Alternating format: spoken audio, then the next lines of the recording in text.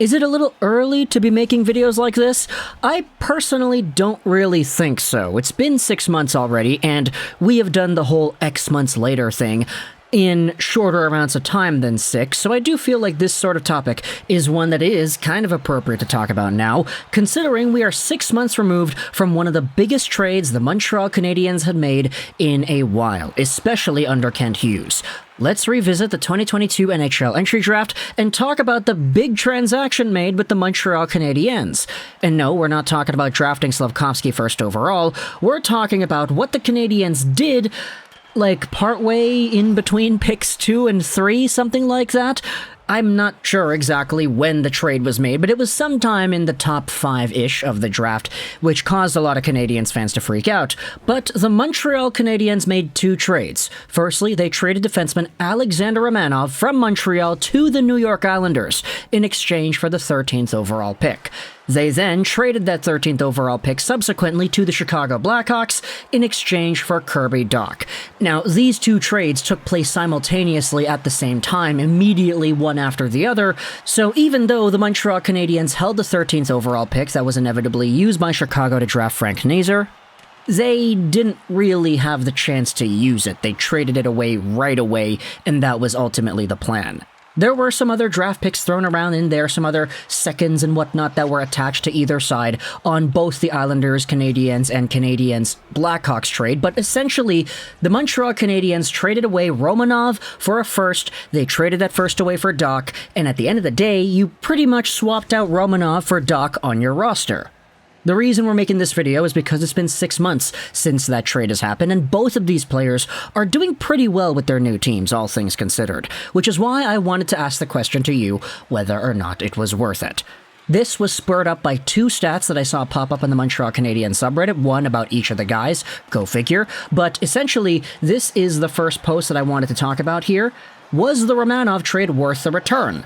Attached by this post made by Get Cancelled is a graphic featuring the games played, goals, assists, and everything else of Romanov with these 2 teams. Now, before we go over to that, I wanted to just go over the profile in general. Romanov is 23 years old, 6'1", 209 as a defenseman, left-handed guy, signed to the end of 2025, making $2.5 million a season.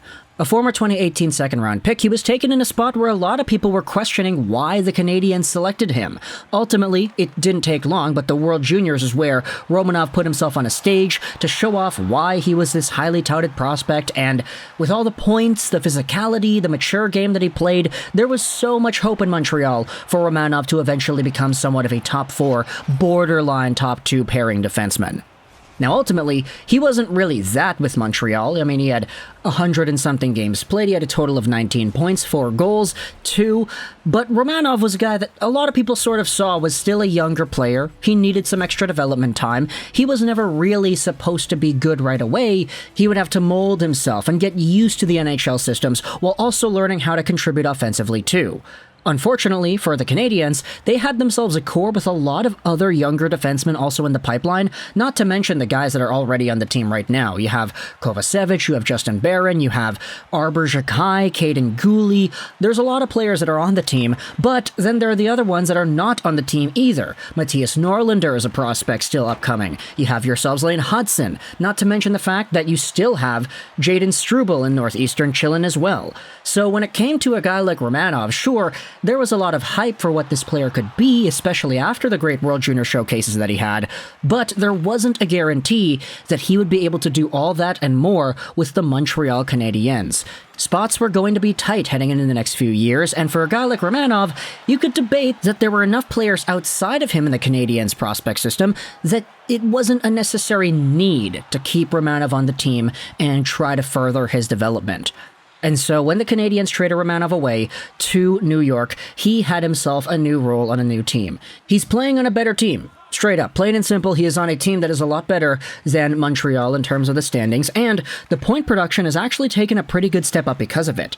In this season's worth of play, he's got 14 points and 44 games played on total, so he's got 26 points as his projection, which would be more points than the entirety of his time in Montreal. And if you go over to the career stats that is posted onto the Canadian subreddit, as we said, by Get Cancelled, you could see that Romanov, in 43 games played, so a fraction of the games he had as a Hab, has pretty much the same amount of assists, almost the same amount of points, and he has a much higher points per game number, over twice the points per game. Now, all the comments, I mean, this post does ask the question, was the Romanov trade worth the return? All the comments from the Canadian sub are all saying, hey, trading away Romanov opened up more spots for guys like Caden Cooley, for example, and you got Kirby Dach in return, which in and of itself is a win because the Canadiens got rid of a surplus they got themselves, not necessarily a need. I mean, you could say they could have used more center depth, but at the end of the day, Kirby Dach is a more unique player for the Canadiens than Alexander Romanov would have been had they both stuck around and both developed and growed with the same core the Canadiens have under 25. There's a debate in this comment section specifically asking whether or not it is kind of asinine to compare Romanov to a guy like Cooley for now, or whether or not Cooley is better than what Romanov was for the Canadiens last year. But long story short, these guys are all sort of in that similar mold, and that's kind of why this entire idea was even entertained in the first place. And so when you go over to the return, the Canadiens traded away another one of their hulking defenders that could be strong men at the NHL level, and they got Kirby Dach as the prize here. This is the stat that I wanted to go out there and showcase to you here, because this was also posted on the Canadian subreddit. In his 44th game of the season, Kirby Dach has set a new career high with 27 points. Last year, he had 26 points in 70 games played. That puts him on pace for 50 points in his 22-year-old season.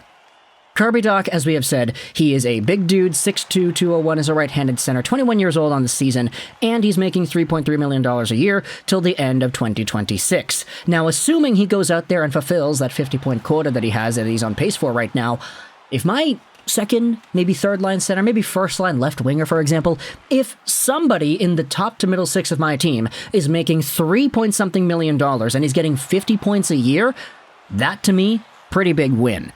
This guy is signed on till he'll be, 25 years old, and he's only 21 right now. So there's a lot of time for a guy like Kirby Dach to be really good as an NHL player the next few years. The guy, if you wanted to do the entire production comparison thing, I mean, his last season's worth of play was his career high in terms of points. 26 points, 70 games played, 9 goals, 17 assists. He was never really too much of a goal scorer, a lot more of a Ryan Getzlaf-esque kind of playmaker, and honestly, I feel like there isn't really too much to be disappointed about with Dach and his play with the Canadiens so far. Like, sure, he had a few cold stretches here and there, he wasn't the most consistent guy the entire way through, but he wasn't really supposed to be. I mean, the guy's 21 years old. What do you expect this guy to be? A point-per-game player? The fact is, he's got 4 points in his last 5 games, 5 points in his last 10, so he does get a little bit hot once in a while, he does go a little colder at other times. But when it comes to the holistic view of how Kirby Dach has played so far as a Hab, there isn't really too much to complain about. He's already looking solid enough to justify keeping him where he is in the lineup, and as he gets older, as he gets more polished, more mature, more developed, there's just a lot more to look forward to when he does inevitably post up what is going to be, let's say, a 40-50 assist season, plus 20 goals on top of that. Like, I feel like with Kirby Dach and the profile that he has, the skills, the development, and the upward trajectory, there's a lot more to believe in than to not believe in, I feel. And so when it comes to the business perspective of Montreal, buying and selling assets, getting rid of stuff you have too much of, acquiring things you don't have too much of, this is a perfect trade. Not just for the Montreal Canadiens, but because the other teams got what they wanted. The Chicago Blackhawks got Frank Nazar with their 13th overall pick that they acquired from Montreal, and the Islanders got themselves a hulking defenseman that could really become a minutes-eating, big-hitting, potentially point-producing guy as his career goes on too. This ultimately feels like a triple win in terms of the situation that each of these teams are in right now, and I'm really happy to go out there and say that.